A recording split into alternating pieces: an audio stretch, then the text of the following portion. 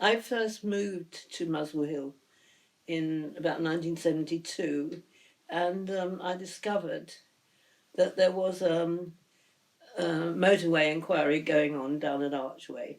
But I mean, it wasn't. I hadn't seen any publicity for it, but there was just on Archway Hall. There was a little notice saying public inquiry, and I didn't, because I'd been living abroad. I didn't know anything about public inquiries or anything. I didn't know anything about it, and there didn't seem to be any uh, interest in it anywhere.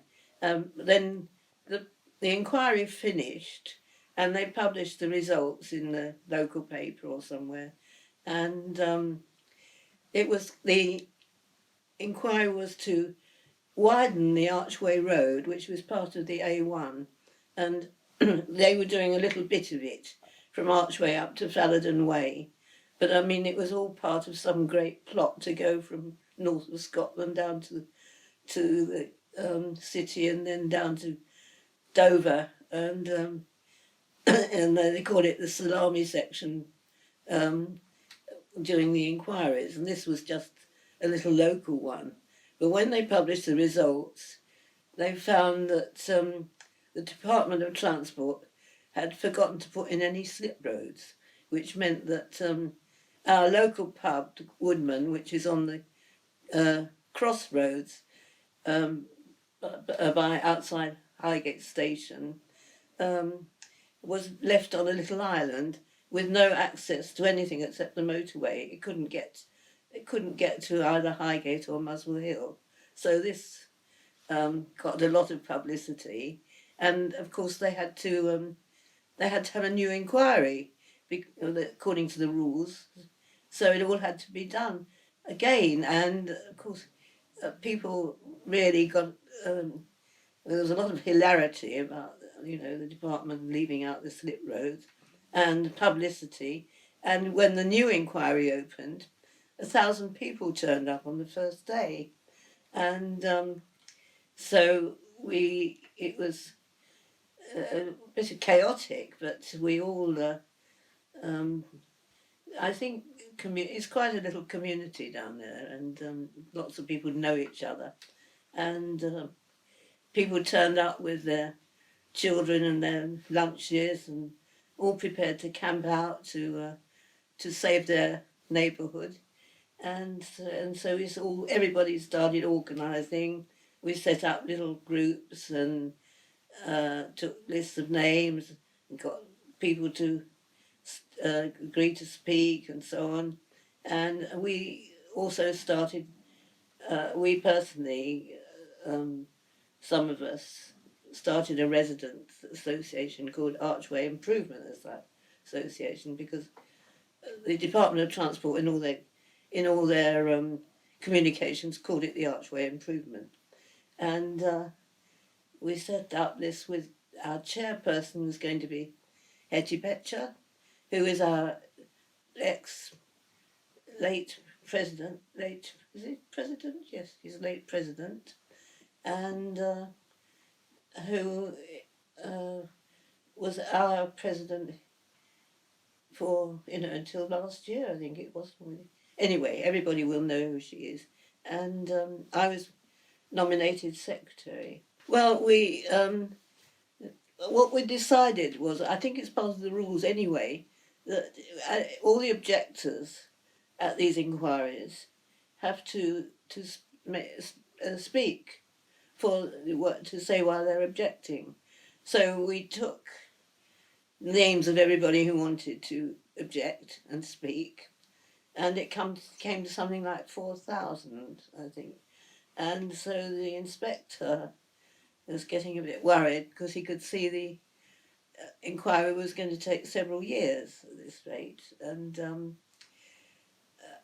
but he plodded on a bit, but he finally had a nervous breakdown. He found it was too much for him, so uh, they had to appoint a new inspector who decided he wanted to speed things up a bit. So he made it a rule that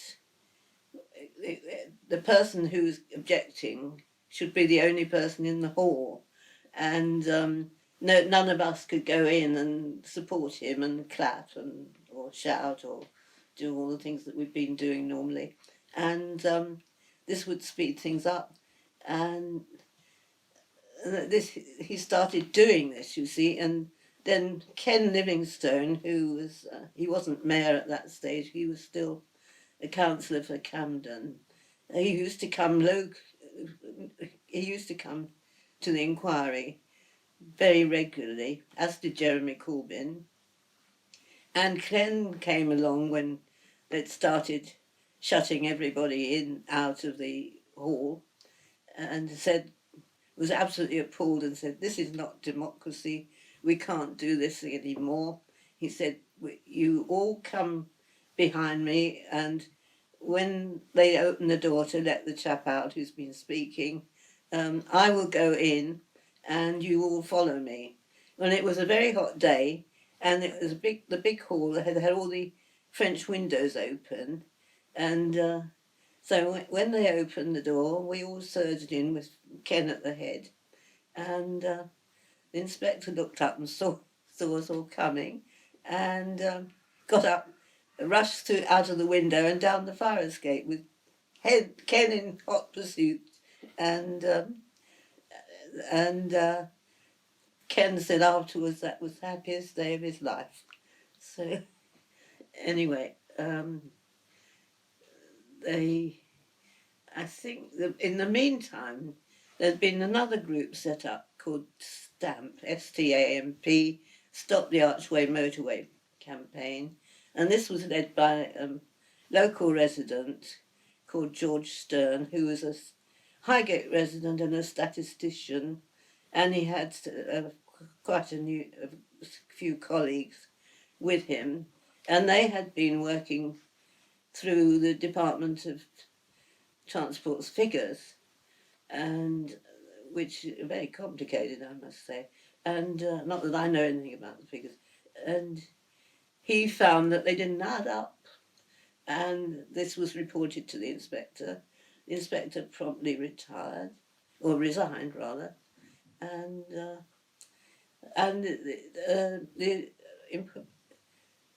inquiry was adjourned for a bit, and that was the third one, I think, by that time, and it was adjourned. In the meantime, we were having lots of demos and uh, meetings and phone-ins and writing to MPs and all that kind of thing. I remember one of our favourite demos was crossing on the pedestrian crossings, and we'd continuously cross and kept held up the traffic for hours and we would, some of us crossing with dimmer frames and taking it slowly as possible, and all that kind of thing. Anything we could do to gain publicity and stop the traffic and so on. And then they decided to reopen the inquiry in 1984, which I thought was a good year to open it. And they appointed Air Vice Marshal Sir Michael Giddings, who had just retired, I suppose, from the Air Force or wherever, and it was obviously a sort of high up with who they had to give a job to, so they made him the new inspector, and he was what shall I say? He was very agitated about the way the objectors were behaving, and he said he was getting trespassers in his garden, night telephone calls, packets of dubious material put through his letterbox, and he was very worried about the whole thing. And luckily,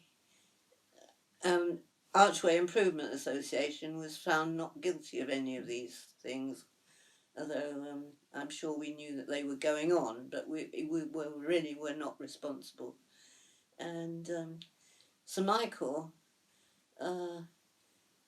also resigned because, again, George Stern and his, we used to call him the Stern Gang, I think, that were going through the figures again, and again they weren't adding up.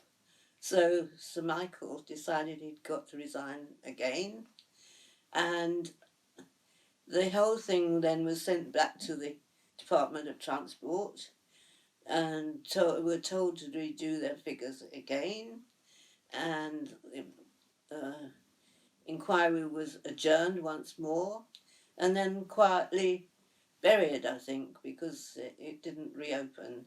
And so this had stretched over 10 years, and we had in fact won. So because the scheme was not revived, and we hope it never will be. And I just wanted to quote what happens said in the Times, that the inquiry was closed, said that the main force behind the objectors seems to have been a group of articulate middle class residents. So that's the end. Great.